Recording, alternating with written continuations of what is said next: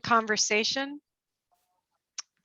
with one another, and to have an opportunity to have a bit of input over where we're going to go from here COVID-wise, as well as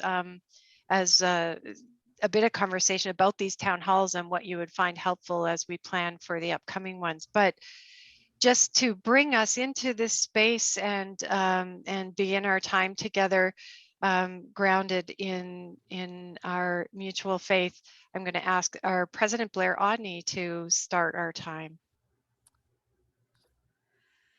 Hello, everyone. It's really good to see you. Happy New Year. It's been a while since we've done this. And so, as I say, I can get close to my screen and go, oh, and I just want to like hold on to you and just like bring you close. And so imagine that that's what I'm doing.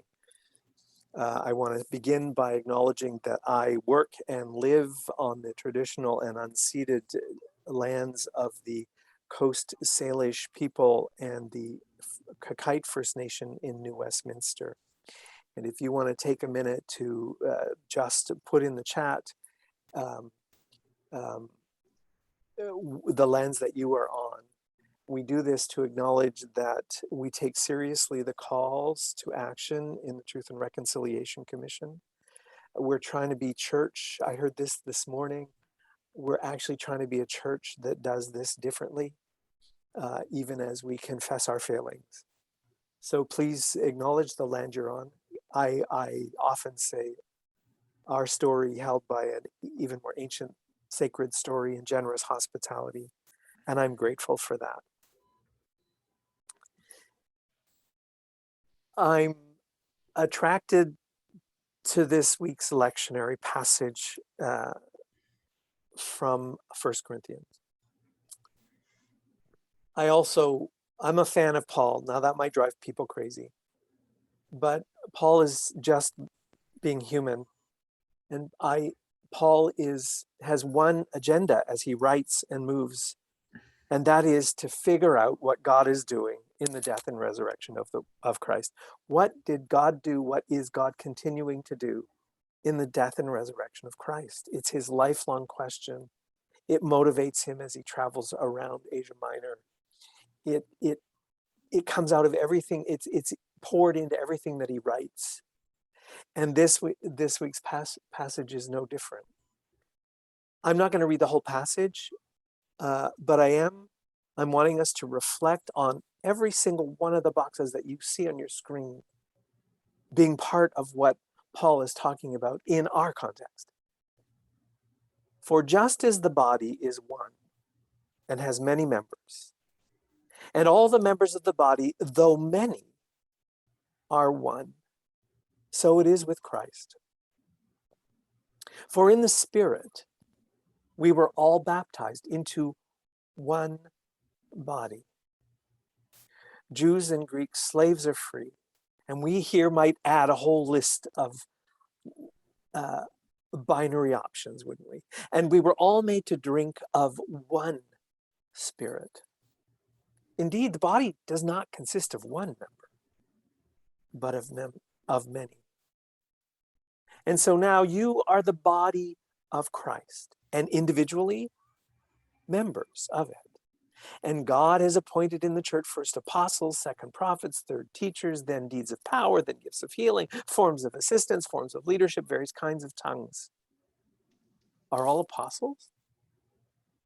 Are all prophets? Are all teachers? Do all work miracles? Do all possess gifts of healing? Do all speak in tongues? Do all interpret? I would insert the word no here, but Paul doesn't. But strive for the greater gifts, and I will show you a still more excellent way. You see, if I speak in the tongues of mortals and angels, but do not have love, I'm a noisy gong and a clanging cymbal. And you'll know the rest of that passage. This love about which Paul writes, about which animates the one body, animates us, is about who we are and what we do, how we are, not about how we feel.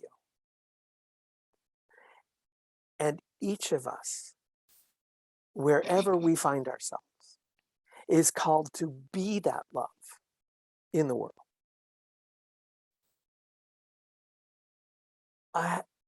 And I invite you to be who you've already been created to be in the doing of that. Let's pray together, shall we? Holy mystery, holy life, holy love, holy God, each of us is a part of this thing you have knit together. Each of us carries the whole as a fragment, as a hologram. Each of us has a place in the Spirit that calls us.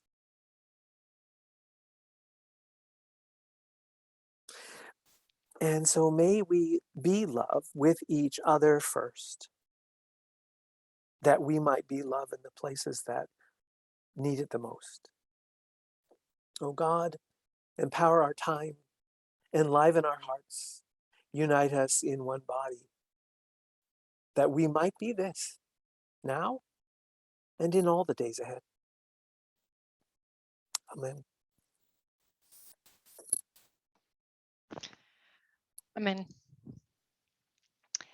Thank you, Blair. As I was thinking about our time together today, I was aware of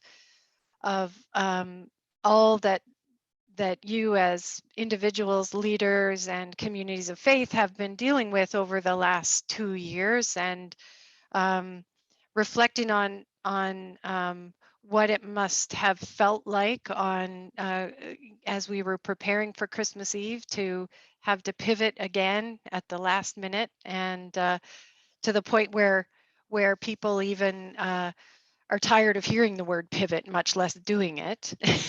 and um, and recognizing that, you know, we're coming into this new year in the midst of uncertainty, with concern about what the future is going to look like for our church in the short and immediate term, as well as in the longer term. So we're holding a lot in our hearts and in our minds, but at the same time, living into our faith with faith and with hope, and knowing that we're not doing this alone. So I was thinking about what we should do with our time together today, and I know that we want to talk a little bit about our update from Dr. Henry, but yesterday, but I also think it's important to just talk about where we're at and how we're doing. So I'm going to invite us just to take 5 minutes, and Mauricio is going to put us into small groups just to reflect on where we're at and how we're doing. And if you have time, you know, just to think about what are the important questions that we're bringing for our time together today. So we'll just take a few minutes, Mauricio. We're ready just to go into groups of 5 and just to 4, sorry, and just to check in with one another. So that gives you about a minute apiece. And then we'll come back into the larger group.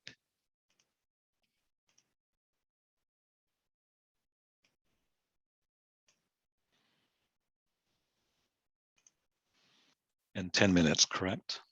5 minutes, please. 5 minutes. Okay. Okay, and people should start receiving their invitations right now. Perfect. Thanks, everyone.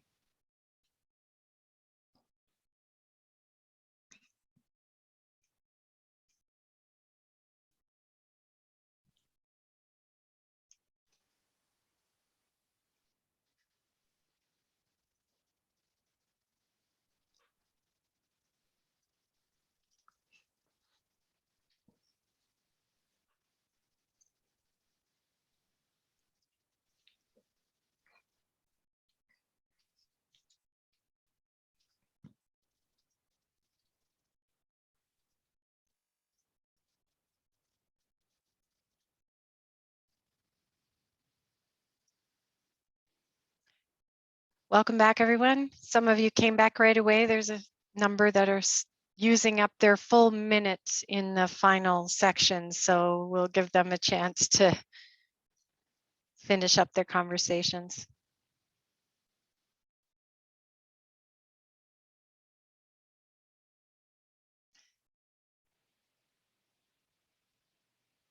So welcome back, everyone.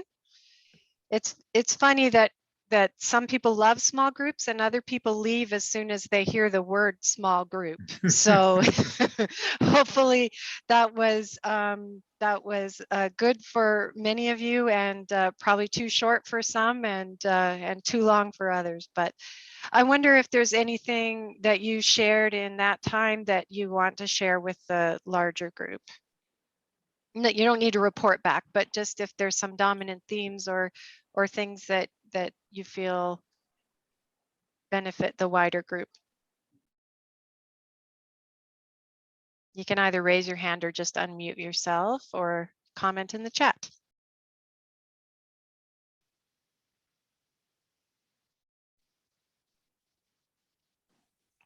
The dominant theme continues to be the tension between those who want the church open and those who want it to remain closed and people online during Omicron. And I was very pleased, Treena, at the commentary by the minister/doctor from Alberta just before Christmas, because that was very, very helpful in us making our decision to go back online to protect people. Thanks. Mm-hmm. Thank you. Al Fowler, you had your hand up. You're muted still. Will I ever learn? In our group, we were talking about what things, when we go back, what things there would be that we don't want to lose from what went before. Things will no doubt be different, and how they will be different, and how some congregations now are starting to talk in terms of what will it be like, and what do we want to keep, what do we want to let go, that sort of thing. Mm-hmm. Yeah, I think that's important, just honoring that there has been gift in this experience in terms of the learning that we've encountered about what we need to be church going forward, and what the things were that we thought we couldn't live without, what has been like to live without those things for a couple of years, and what we can learn from that. Sandra. Well, in Fernie, we have a shared ministry now. And the disadvantage for our minister is that because she's Anglican and she's also dealing with United, she's having twice as many funerals to deal with. And we've had, 6 people since January die, including another suicide service last Saturday. And, it's so distressing. And I don't know who cares for the carers. Hopefully there's a system in place for the ministers. Mm-hmm. I wonder if I could speak to that, Treena. Mm-hmm. Just to let folks know, those of you who may not know, that the support for ministers in our region is available through our ministry support team. And we gather once a month, and we gathered yesterday. There were about 24 of us. And it's just a lovely time to get together as clergy, kind of somewhat in the same boat, although certainly different scenarios.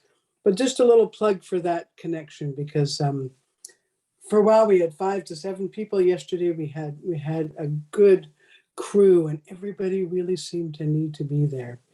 It's an hour and a half on a Tuesday morning. That time may change, but just to let you know that that's there for support for all of us. Thanks for that plug, Lorraine. I appreciate it. Our teams are working hard to try to be supportive in various different levels. One of the things that our past relations regional ministers team is talking about is figuring out how to make some of our trainings and resources more available online. So we're looking at some interesting ways of doing that. So hopefully there'll be some things coming out in the not too distant future on some new and exciting platforms that you'll be able to participate in and experience to, you know, when we can't do in-person things, what are some of the ways that we can adapt. So yeah, some comments about how long this is going to go on for. It's pretty hard to anticipate, but I have to admit, Michelle, when I read your comment that you expect it'll be for 2 more years, my stomach actually turned over. So I hope it's not that long. Keri. I just wanted, I mentioned this in our group, and one of the tensions that our family's dealing with is that our son has a severe autoimmune condition. And so the tension between working within a congregation and trying to protect our son and I do in some ways feel like the people who are most vulnerable in terms of COVID are being left behind. There's no such thing as mild COVID for somebody like our son. So that particular dynamic I'm finding really difficult at this point. Yeah.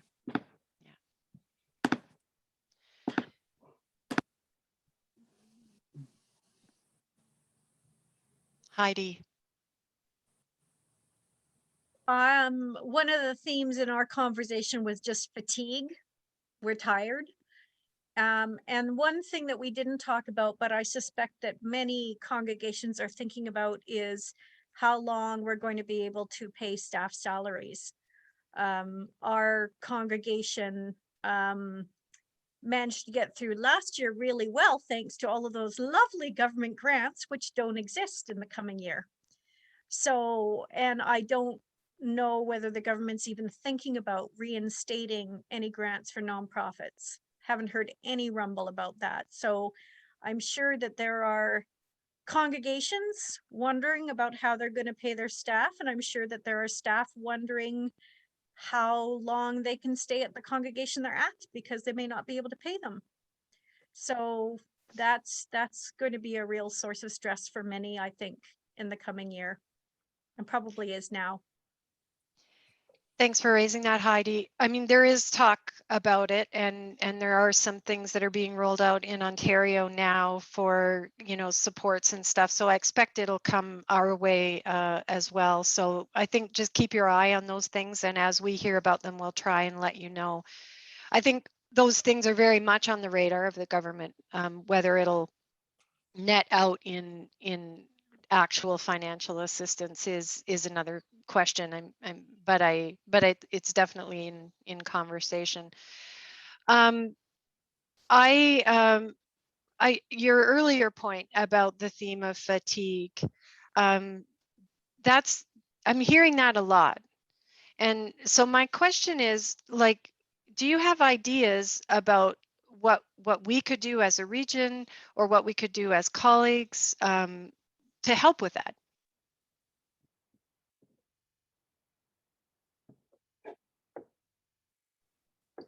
I personally don't know. I mean, I would like to take an extra month off work, but that's not going to happen. So I have no ideas. I don't know if anybody else does. Treena? Yes. I'm thinking, how could we actually support one another if we, how do we help congregations pivot from, I hate that word too, but move from their attachment to their clergy person to an attachment to a cadre of supports, where in fact Heidi could take an extra month off, because that level of fatigue is, and it's bone deep, right? And so is there a way for the region to pull together the really solid, the congregations who are super confident in live streaming, or could United Online become a way of and helping congregations ease into another way of experiencing the denomination, right? We're so congregationally focused, and when I look at you, I realize that you're all part of me, who we are, right? And I get that because I get to have that experience because I have this experience with you. Our congregations don't get that. They see each other, but there isn't necessarily a connection to a wider body. And I'm not sure how to achieve that, but that's what's on my mind. So that in fact, Heidi can take an extra month off because actually she needs it. And I'm only using you as an example, Heidi.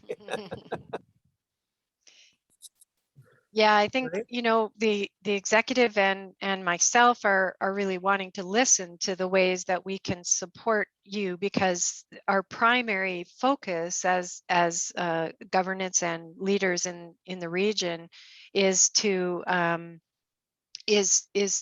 to focus on communities of faith and helping to promote health and vitality and joy in communities of faith and in their leaders. And so we have leadership programming, but of course that's all going online, and there are other, you know, we're just wondering what's not happening that could be happening that would be helpful for you all. Rhona. Yeah, the resources as far as Sunday services are concerned over the last 2 years have become quite deep, and there's actually, I think there's a lot of resources for congregations as to find. I'm wondering if the bigger issue is not the in-between parts versus Sunday morning, the pastoral care, the providing help in the congregation, or a Bible study, or funerals. That's where there seems to be more, I'm hearing more of a gap and more of a problem than actually Sundays themselves and those worship services. And with everybody being so exhausted, I'm not sure how that resilience can be built in. Thanks, Rhona. So we're sharing online resources for Sunday, but perhaps if folks are doing online Bible studies and things, if they should share that with Tressa, and that can be communicated as well, so folks can partner up. Jen Swanson has commented that when they need a Sunday off, that they're directing their congregation to participate in other communities of faith live stream, and are open to others doing that at their place of worship. So that's something else just to bear in mind. Rhona, were you finished, or is your hand still up? No, okay, I'm Robin? finished. I just, the hand didn't come down. I'll get rid No of problem. it. Sorry. Yeah, no problem. Robin? You're muted still. I'm just saying I'm not sure how helpful my comment is, but if I think about for myself, and I think about all of the options of the live streaming or referring congregations to other congregations for live streaming or for midweek activities, and it seems like there are a bunch of those alternatives in place. There's some really good options out there. Personally, what I most wrestle with isn't that. It's grief, that it's being caught in this liminal space of, I knew how to do church. I knew how to lead a congregation,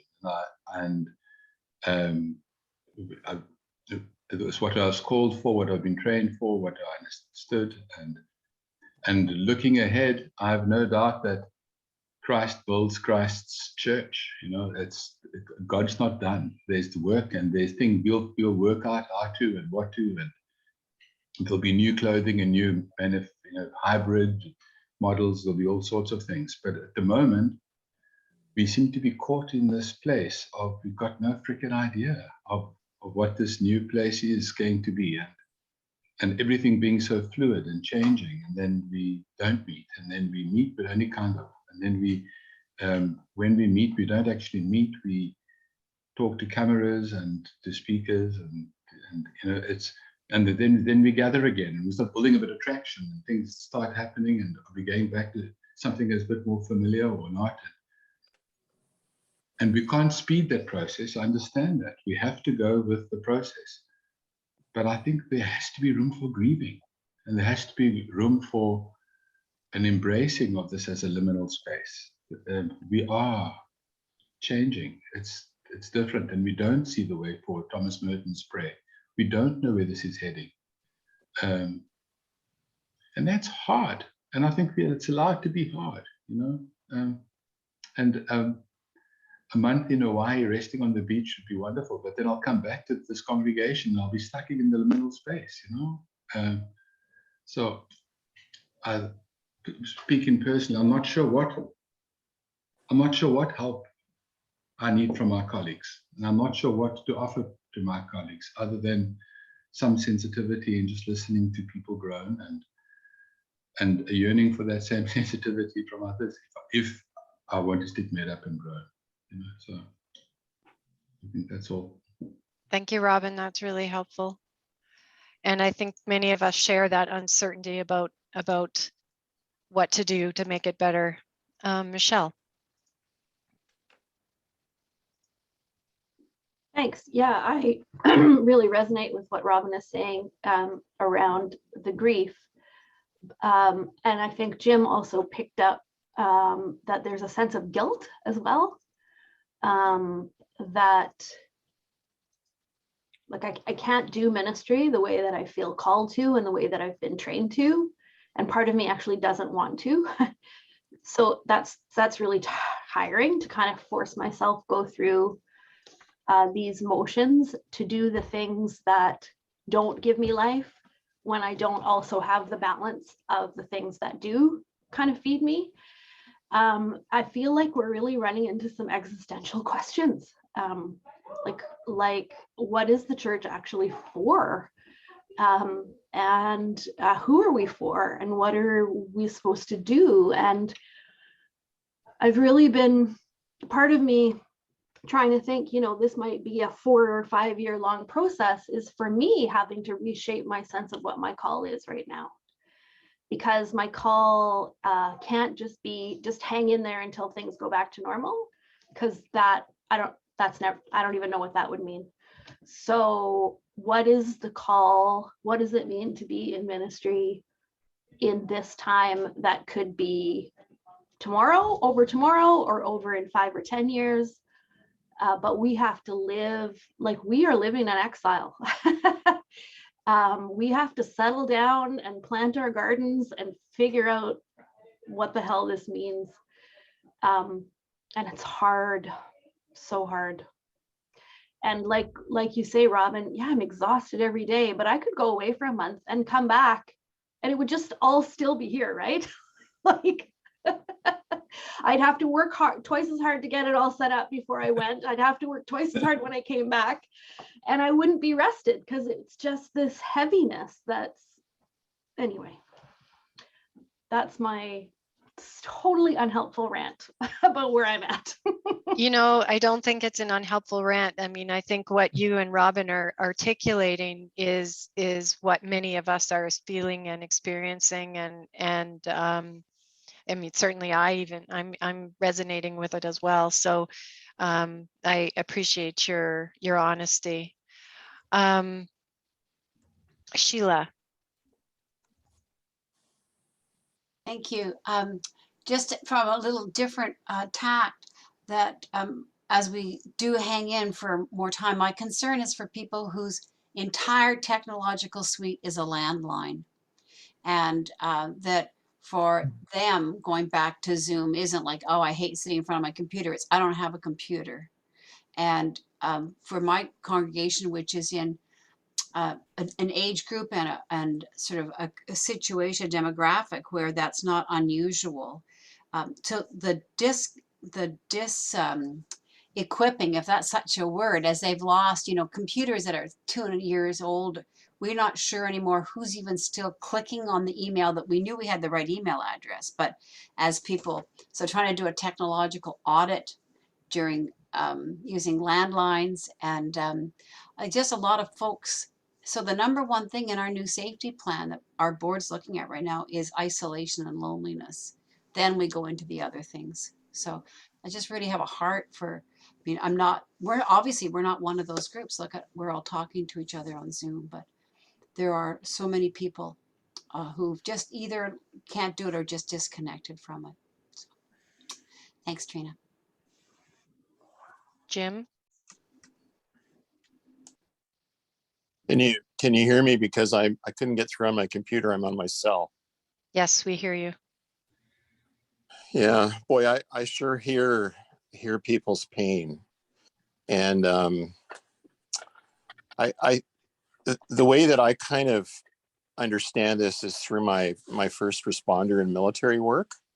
So like a trauma is anything that is above and beyond what we would normally expect in our life. So none of us expected COVID and how it would impact the church. And everybody's got a different level of resilience. So everybody has a different level of being able to take continual traumatic blows. It's the same with moral injury. Like, you know, we have this sense of guilt, which is an indication of what's called a potentially morally injurious event. And it is that sense of not being able to do what we're supposed to do and being put into situations that we don't know what to do. That's what the healthcare world is experiencing. And so in the first responder world, we know that when these things happen to first responders, we have to do things like walk and talk. We have to do debriefs. We have to get people talking to each other. And there's way too much information out there right now on how you keep yourself healthy. It makes you, to me, it creates a sense of guilt. I really believe that like the gathering place, we need more opportunities for people to be actively listened to. And I don't mean just, you know, hi, how are you? And I believe that that's one of the key ways that will get us through this time. Now, whether it's your cluster, I don't know whether you know, in the light of demise of presbytery, we do that.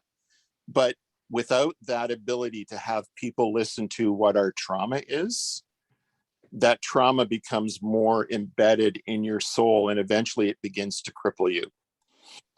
That's just my amateurish sense of that. Thank you. Good to hear everybody. Thank you, Jim. I just want to highlight Dave Bim has made a couple of comments in the chat about his experience of using our employee assistance plan and accessing counselors through that, and his appreciation for being able to do that in his native language as well. So thanks for highlighting that, Dave Bim, and I think that's also something that's a helpful reminder for all of us. And just to note that his family have gone through COVID twice, and his wife has long haul COVID now, and he's asking us all for prayers. So Dave Bim, we just know that we will be holding you and your family in prayers, and we appreciate you sharing that with us.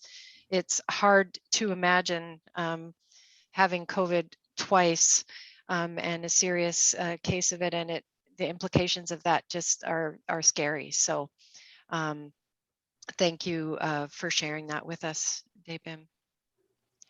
Jim, are you wanting to speak again, or is your hand still up accidentally?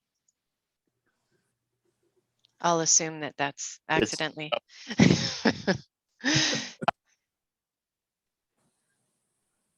Anyone else?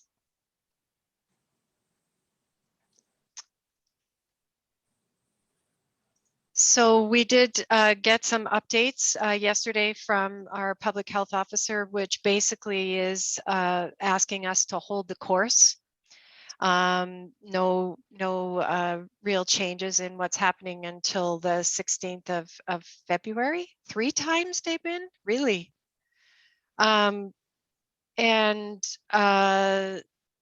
you know, many of you are probably still wondering, do we reopen if we're closed? Do we stay open if we're open in terms of worship? And, you know, as we've said before, that is a board and congregational decision, and all we can do is kind of share the best advice that we have, and to support you in the decisions that you're making.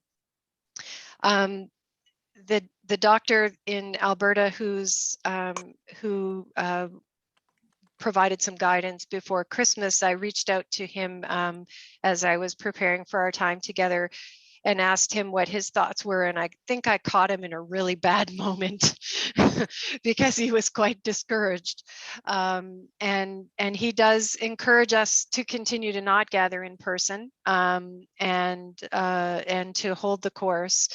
But did indicate that if people are wanting to gather together, that to remember that the spread is airborne, and so strong recommendations for really good masks. So he said N95s are better if you're going to be together in person, and to look at HEPA filtration system in the building, but to pay particular attention to ventilation, and ensuring that there's lots of clean air. If you can't find N95 masks, Dr. Henry is saying triple layers. So a single layer of cloth isn't good enough. Excuse me. But I do understand that N95s are harder to achieve. And certainly, you want to make sure that people are social distancing, but it's true. Ivy has highlighted that that the virus is really just out there and it's spreading regardless of whether you're wearing masks or not wearing masks. So definitely staying not in gatherings in person is probably the wiser of the course, at least for the immediate term. Sorry.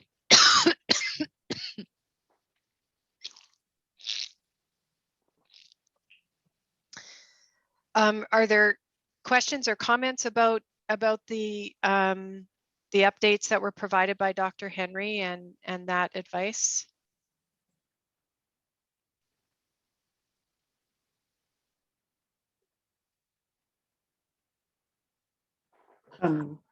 Keri? I put a link in the chat about how to make a Corsi Rosenthal box, and it's a very effective way to make a HEPA filter, something that is equal to a HEPA filter without spending a lot of money. Okay, thank you. Jim, thank you for your offer to be available to people, and you'll find that in the chat if folks are interested. Ivy. Thanks, Treena. As someone who is working 2 provinces here, what is your sense of whether it's worse in Alberta as compared to BC? I mean, my granddaughter and my son-in-law both contracted Omicron this week. They don't live in the same household. They haven't seen each other, but they both happened to contract it within the same couple of days. And I'm not, I mean, because they aren't testing here, we don't know. Whereas my kids have home tests that they're doing, so they know if they actually have it or not.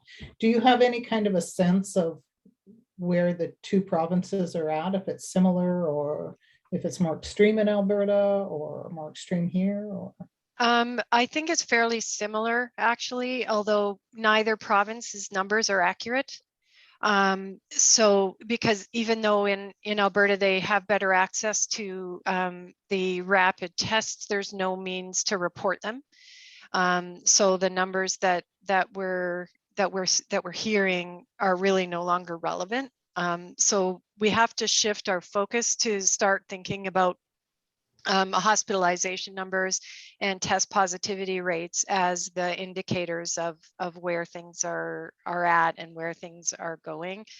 But it's pretty much out there everywhere, and I don't really think it's any worse in Alberta right now. It has been in the past. We've done a better job here of managing the other variants, but this one is just so virulent that it's, you know, I don't think it's really possible to manage it without a total lockdown of everything like we had way back. Robin? I was wondering, I know that it's up to the local congregations to make a decision, but I'm hoping for something that looks like a kind of herd wisdom here. Is there any way of taking a straw vote just to kind of hear what others are doing? You know, if we had two choices in front of us and we had to think about what's going to happen over the next weeks, who's going to be gathering again with all the protocols and who will be not gathering and either recording or live streaming? Is it possible to have a little straw vote when we just see? Sure. So how many of you are gathering in person? Just use your raise your hand feature under reactions or your thumbs up.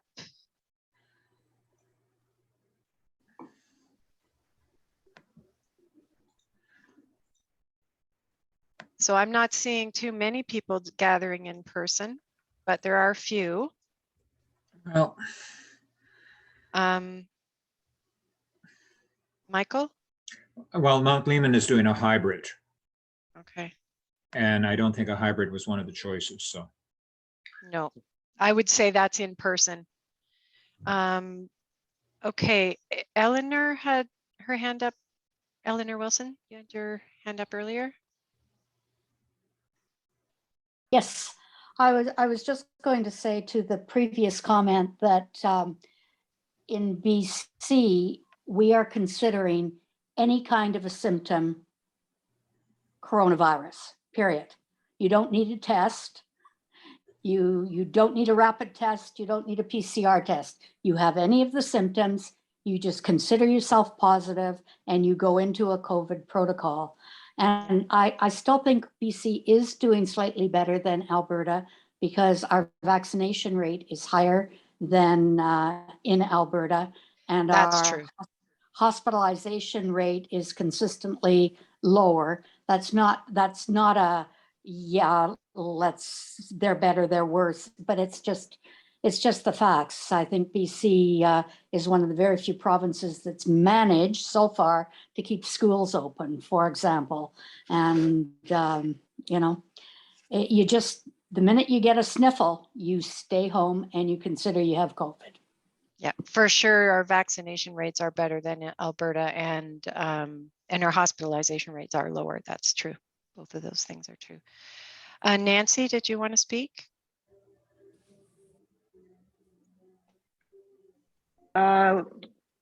Yes, no, I'm Zooming from my phone, so I'm not very good at using it. So it was half an accident, but that's just to say, here in Williams Lake, we've been doing a hybrid thing for a while, and I'm so grateful to be hearing folks' perspective and experience, because one of the things that I miss most is that a United Church neighbor 15 minutes down the road, our northern cluster is doing all kinds of really amazing things, and it's awesome. And shout out to Victoria and Bob and all the rest of the gang up here who make that work. But there really is, it would be nice to have you all 20 minutes down the road. But anyway, so we carry on because there's not really much choice, and we do our best. And what more can we do? So thank you. Thanks, Nancy. Any other questions or comments? I saw a comment earlier from Ross about staffing the regional ministers. So we do have a vacancy in our regional minister staff right now, which I have chosen not to fill because I'm doing some analysis around our staffing needs and recognizing this different environment and whether we need to be looking at different models and stuff. So in the meantime, we have juggled around the responsibilities of communities of faith, and that sort of map of the regional ministers' responsibilities is up on our website, right, Tressa, the updated one? Not yet, it will be. Yep. And so we'll get that on there. And if you don't know, you can check there and you'll be able to see who your contact person is. And they'll be reaching out to you and letting you know as well. Jay. Yeah, thanks, Treena. Listening to you all and watching, I see you, on websites and online and all that, and I continue to marvel at your intelligence and your compassion and your imaginations and all of that, and how frustrating it must be now at this point when all that you have poured into helping to become church has changed so dramatically and in some ways so upside down. And the gift for me of where I am right now in serving two very small communities of faith and trying to do some visioning stuff in pandemic is the image that has come to us and keeps coming over and over is that of oasis. And I can imagine a time in ministry not that long ago where perhaps some might have rolled their eyes and going on, yeah, oasis, sure, pretty passive image of church, right? Well, it's anything but. When I floated that image in the communities of faith in which I'm working, one person of Middle Eastern descent said, oh, I remember my uncle talking about in the old days coming into an oasis and lying down in the vegetation and taking the turban off and being refreshed by the moisture in the vegetation in the oasis. Like, that's the question I'm wondering about. And I think that's what I'm hearing people long for right now, for any of us, whether we're lay leaders or leaders of any other kind.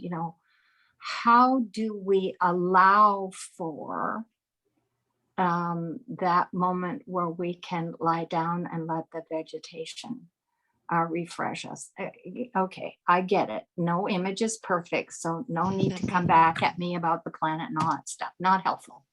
I'm just saying that's what we're not wrestling with that. We're trying to let that be and see what happens. And as the result of that for us is it's in some ways help us to monitor how much technology we need and how much of it we don't need. Also other ways of staying connected. Where we feel the greatest despair is how do we extend that oasis to our loved ones who in long-term care today are dying, some of them. So for me, that's where some horrible pain is. So I don't know if that's an image that's helpful to you or not, but it's one that we're living with and seems to be serving us in a gentle but positive way. And I can still imagine this woman's uncle lying down at the oasis, that horrible part of the journey over, and so much ahead, and yet has a moment of refreshment. I'm sure we all pray that God would grant us more of that these days. Thanks for listening. Thank you. I'm aware of the time, and I actually do have another meeting I'm going to have to go to, so I can't go too much over our 2 o'clock time today.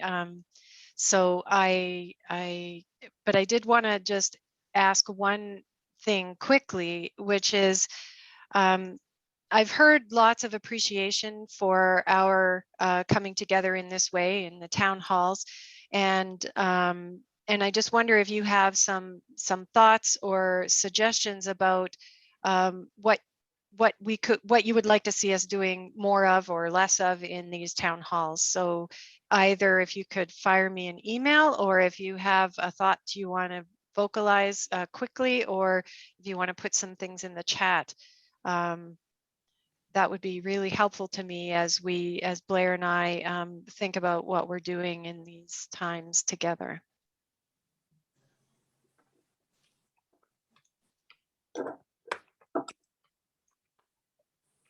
Treena, one thing that's come up in our approvals working group is being able to communicate with everybody that comes to like a town hall meeting, what we do as a group and the importance of the communication back and forth, not just with the regional ministers, but with the different communities of faith.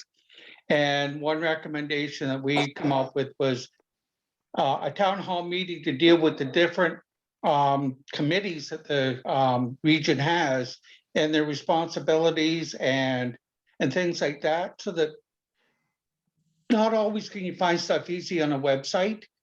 If we could do it as a meeting, it might help people to understand when they're planning whatever it may be, who and what they need to discuss it with.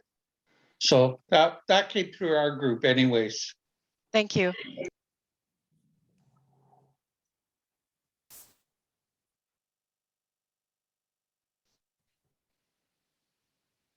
Well, if folks have other ideas, just fire me off an email and I'll be happy to receive those, or to Blair, and just let us know, you know, what's not happening that you think could happen that would be helpful, because we're definitely wanting to respond to the needs, and we can't read minds, although we try.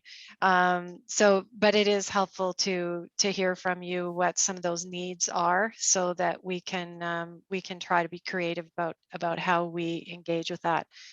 And certainly always open to hearing questions around the, you know, particular COVID protocols and so on. And we'll continue to do our best to respond. So just invite us into another moment of reflection with Blair to close off our time together. Thank you, Treena. I was touched by Michelle, by Robin, by Jim, just speaking the truth of where we are, and it reminded me of this psalm. So let me just tell you that you are Jerusalem to me. Hear these words. By the rivers of Babylon, there we sat down, and there we wept when we remembered Zion. On the willows there we hung up our harps, for there our captors asked us for songs, and our tormentors asked for mirth, saying, "Sing us one of the songs of Zion." How could we sing the Lord's song in a foreign land?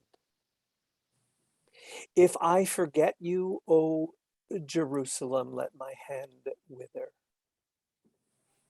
Let my tongue cling to the roof of my mouth. If I do not remember you, if I do not set Jerusalem above my highest joy.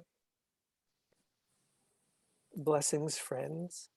Go into this day knowing that you are the beloved of the Holy Mystery who calls you home. Amen.